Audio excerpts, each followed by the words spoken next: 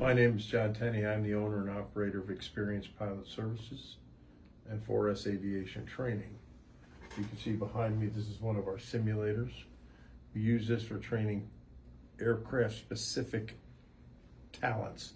We'll have an insurance company tell a pilot they need to get special training in that aircraft before they can fly it. So they'll come to us so we can give them a ground school, a computer-based training, a simulator training, and if necessary, we'll also train in the airplane. So I've been flying since 1985. I took my first flight with the Civil Air Patrol up at Eglin Air Force Base. I started taking lessons in 1987. In 1989, I got my commercial license and I started flight instructing right away. In the mid-90s, I started flying for the airlines for American Eagle in San Juan, Puerto Rico. I moved to the US and started flying for US Air Express. And I moved from there to Midway Airlines, which closed the day after 9/11. So after that, I was mostly in corporate aviation, and I also got into human resources and workers' comp insurance, which was a side gig, but it enabled me to keep this business going, where we teach people how to fly and how to fly specific aircraft. Again, we're aircraft-specific training is what we do mostly. The aircraft you see here, this is a Pilatus. I can show you a picture of it from the outside. It's a single engine turboprop. It's a very high performance aircraft. There's a lot to it. You've got before a pilot is going to fly this, he needs to be familiar with all the different systems. It's a very complicated aircraft. So the insurance companies will tell the pilot to go get aircraft specific training, and we're one of the options they have. And we're very flexible. We can meet their hours. A lot of the training they do with us is at home using computer-based training. Then they just come here to finish it up, fly the simulator, or actually fly the aircraft with us. So tell me more about what you have, the handle and This? yes, those. Well, this is just, so this, these are the pieces I put together. I built the simulator myself. I am a simulator technician. One thing I have learned, though, is what is the most common word you will hear out of a simulator technician's mouth is, why is it doing that? Because it's always doing something we didn't tell it to do. Computers, right? So this is to simulate the throttle quadrant of any aircraft. I can go up to 4 engines with this, but 1 to 2 engines are the most common airplanes. This is a 1 engine, so we just use the 2. This is the yoke, which is used to operate the controls on the aircraft. You can look up there, you can see the ailerons are moving. If I move the view up a little bit, you'll see the elevator moves there. Yeah, I can see. So, and the rudders. You see Wow. the little man walking in the back there. Yeah. And then this is a special device, and these are used to simulate the avionics, the autopilot, which are the more advanced systems in which the pilots really need to learn about in order for them to operate this aircraft, not only efficiently, but safely. I've known him meet almost 2 years now. We've been working here together in the UCF Business Incubator. It's a great program. It's helped us both to grow our businesses, and we found out we had a lot of things in common. We both love aviation. We also had mutual needs. I needed a connection with someone from the East, the North African area, and he needed someone with information about FAA regulations. I'm a FAA safety team rep. I'm also the certified flight instructor of the year for 2024 and 2025. So I had the qualifications that allowed him to get some things done. I remember one day sitting in his office going through these online classes, question by question, and boy, we got it done. It was very difficult, but we managed to get all these certifications done, and that project is well underway. We've had a lot of fun working together. He's a very interesting guy, and he's also a client of mine in my other business, so we enjoy working together. For my other business too. And your other business, Yeah. yes. Yeah. His other business is a client of my other business. We have a lot of other business. Yes. Yeah. So what do you think about him as a person, as as friend? As a friend? Yeah. Well, we haven't, we come from very different backgrounds. That is one thing. And the cultural differences have been interesting. I've learned a lot from him. about the Muslim background, about the religion of Islam. And I, of course, tried to teach him all about the Christianity. Of course, I'm a bad Christian because I like to drink once in a while, but he won't drink with me. So that's disappointing. But I understand. Hey, didn't Ramadan start? Yes, Ramadan started. And I wouldn't have even known that if it weren't for him. He's taught me to be aware of things like that and just aware of the different cultures and different belief systems in the world. He's really helped me a lot with that. I would like to learn a lot more about Morocco than I know. What I know mostly is from the Epcot Center exhibit, Morocco. I know the food is excellent.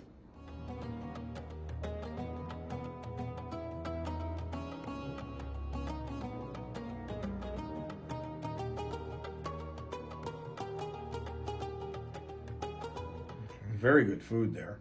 I know the architecture is beautiful. And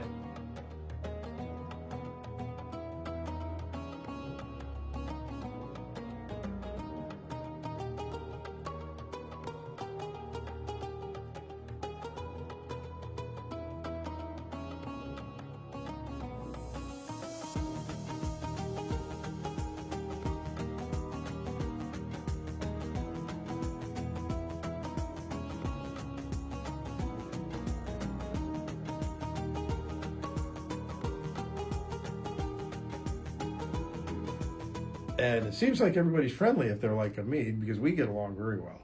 So yes, I would like to go visit Morocco someday. Maybe maybe Hamid will take me there sometime.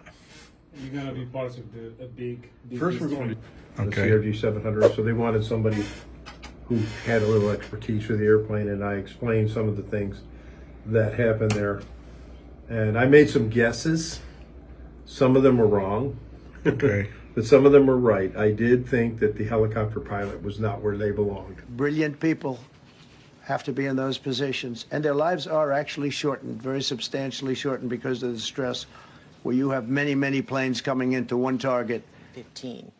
Well, someone who knows a lot about that kind of plane involved in last night's crash is pilot John Tenney. He's joining us now. So John owns Experienced Pilot Services, and for the past 2 years, you have been named Central Florida's Flight Instructor of the Year. We appreciate you being here, giving us this perspective. So I think let's start with this. With all the layers of aviation safety currently here in the United States, how could this have happened? I was afraid you were going to ask me that. You can't eliminate every error. It's just impossible. I watched the tapes. We've all watched the tapes. Yeah. We've been watching the tapes all day. I've seen it 20, 30 times. I've listened to all the ATC transmission. Nobody made a mistake. Everybody acknowledged, yes, we see the aircraft, and yet they hit. We're not really going to know until the NTSB looks at all the data. They got to pull the black boxes out, you know, the flight data recorder and the cockpit voice recorder, and then they're going to analyze what really happened.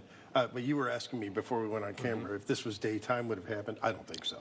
No. Yeah. I think they would have seen each other. I know. We're looking at live pictures now as they still try to recover some of the bodies out of the Potomac. And, John, you've flown into this airport. I've flown into D.C. Reagan National Airport. It is a tricky airport to navigate. Tell us a little bit about why it's so tricky. Well, it's a funny thing about Americans. They like to go near the center of the city. And DCA is near the center of the city, just like LaGuardia is in New York, Midway in Chicago, Houston Hobby is, and, you know, Dallas Love and Dallas.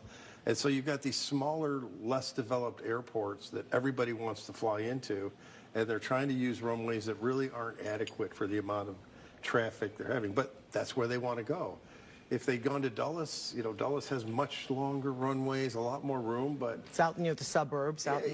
But it takes a lot longer to get into town. The metro's not there. You know, the nice thing about Reagan is you walk right out. I think they're showing that picture right there. That's the metro station. You can go out, get in the metro, and go anywhere in the city. It's very convenient. Yeah. But of course, since it's very convenient, it's very crowded. Every 90 seconds, there's a plane landing there. And you've got this big prohibited area on the north side. You're not allowed to go over the north side of the Potomac. We were always taught, and by the way, the first day I ever flew a CRJ was out of Reagan. I flew out of Reagan and flew back in, and my operating instructor, initial operating experience instructor, was telling me, don't go over the river, don't go over the land, stay over the river. If you go over the river, you're going to get shot down. Oh, wow. So, and they were doing a river visual, it's called, to runway 1, and then they circled the land runway 33, which is the shorter runway, but the RJ has the performance capabilities to use a shorter runway. And I looked at the track; they were doing a perfect approach. Right. And there was just, I mean, nothing that they could do, seemingly, right? I mean, what could they, I don't know. We're going to learn all this information. I know we're pontificating a little bit, but like what, I mean, a lot of people are saying, like, how could they not see the helicopter with all the data and everything like that? And I know we talked about whether if this was in the daylight, they would likely have seen that. Is that not getting picked up? I don't understand. Well, they're not well lit. Okay. I mean, these are government helicopters. They're designed to be very stealth, you know, so Right. they don't have a lot of lights. It's you could see the one light, you know, you see the big bright light, there's the RJ, then you see this little light coming over there and boom, they hit. I did notice one thing looking at the radar. The helicopter was at 200 feet and then rose to 300 feet just before he crashed.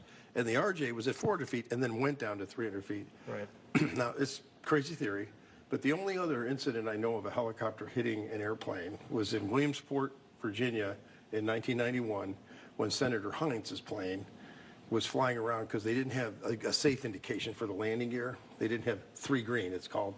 And a helicopter went underneath to try to look and see if the gear were down. Well, where's a helicopter get its air? From above, right? Exactly. It's pulling air down. And, Yeah. and so that's what happened. Yeah. I don't know if this would happen here, but Sure. it just... I mean, more reminded me. answers are certainly coming in the days and weeks and months ahead as we look at this. But John Tenney, we certainly appreciate your insight and, of course, your expertise They did in a all great of this. job so Yeah. far. The first responders were there Yeah.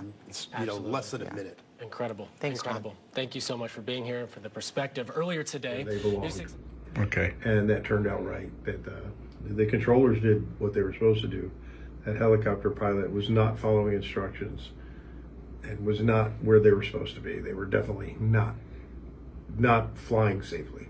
Wow. So I said that I really think this is going to end up showing that the helicopter pilot was at fault. But the question was, how could we avoid it? And there's a lot of work. It was one of these 1 in a million things. There were just a million things that had to go wrong all at once, and that's what happened. Wow. And it won't happen again. Not like that. Okay. And that turned out right. That the controllers did what they were supposed to do. That helicopter pilot was not following instructions and was not where they were supposed to be. They were definitely not flying safely. Wow. So I said that I really think this is going to end up showing that the helicopter pilot was at fault. But the question was, how could we avoid it? And there's a lot of work. It was one of these 1 in a million things. There were just a million things that had to go wrong all at once, and that's what happened. Wow. And it won't happen again. Not like that. Okay. In Morocco is the Barbary Coast, and these pirates used to cruise up and down that coast. They weren't Moroccan, Yeah. but they knew ships were coming in there to deal in, precious, like Treasury, spices yes, and Yeah. cloth and Tea things like and all those things. all the things you can only get from Morocco, and so they would attack the ships, and then so I believe it was, and this is why we were friends, is Morocco asked the U.S. Navy to come and patrol that area, and it was not only the Navy but the U.S. Marines Okay. who helped clear the coast of the Barbary pirates. Okay, cool. So I have a question for you, John. What you can provide, how you can help if you get included or your company gets included in the business committee that's going to Morocco, how you will help us in the aviation and aerospace industry in Morocco. Well, I can think of 2 ways. Yeah. Anyway, first is knowledge, Mm-hmm. because if I don't know it, I know who to call, and that goes to the second way I can help people, which are connections. I have a lot of the connections in the U.S. government, in the military, and in the aviation industry, Yeah. so we can find resources and get what we need to do to complete our mission. All right. That's wonderful. That's exactly, knowledge and connection are That's the the key. keys. Yeah. Once you have those two, You have everything. and then you get the money, Everything. and then that's it. You're done. You Well, get no, everything. you got to give us the money, right? Oh, you're Yeah. gonna Give us the you- money. You're gonna. Yeah. We aren't free. We're easy, but we're not cheap. Yeah. Yeah, nothing is free. We charge. But for Morocco, I do it for free for Morocco. But Oh, you do? yeah. Are we doing this free? Okay, that is we're free then. It's for the travel. Yeah. okay. So, what do you think? last things I about mean, you. just like just one word from John, and yeah, just one last word from you. I've really had a good time working with you. Thank you. You always surprise me. You come up with something, oh, I didn't know that. I learned things from him. Not only the different culture, but like the different country, the different industry, and he'll tell, Hamid will tell me something. I had no idea. And it expands my mind, which is that's the point of getting to know people, I guess, right? Yes. Is to learn about different things. So for 2 years now, I've been selected as the Flight Instructor of the Year for the Orlando Flight Standards District Office, which is basically Central Florida. I was really hoping to become named national, and I didn't. So next year I got to try again. Sure. So I'm going for the trifecta. And John? This is just the Larry Enlow Award, which actually there's a really good version of it around here somewhere. Oh, my friend Larry Enlow, who I flew with, we were competitors for a long time, and then we became friends. He died in around 2020. Flying. 2016 he died. But he and I were competitors and again became friends. But he was one of the hardest working people in aviation that I ever met. And it's a real honor to be named in the award in his name. Wow. And it's rare. They don't give it. Just because you get this doesn't mean you get that. That's one is the best This is for the you. hard one. Yeah, this Okay. one had to be voted by a lot of people. That's good. So I was very proud of that one. مشاهدينا الكرام هنا في مدينة أورلاندو بولاية فلوريدا. طبعا كنا مع عبد الحميد الخير اللي معاه الصديق ديالو، ولكن السيد هو اللي تيسوق الطيارات وتعلم الناس الطيران. تقربنا منه بزاف كأمريكي، بدنا نقربوا أمريكي اللي مع المغاربة، لأن المغاربة ملي تيمشيو شي بلاصة تعلموا التراث ديالهم، وكما سمعتوا يعني تهضر على الاسلام على المغرب، وهذا شيء جميل، لان احنا ملي تنعرفوا الناس اخرين الثقافه المغربيه راه شي حاجه زوينه.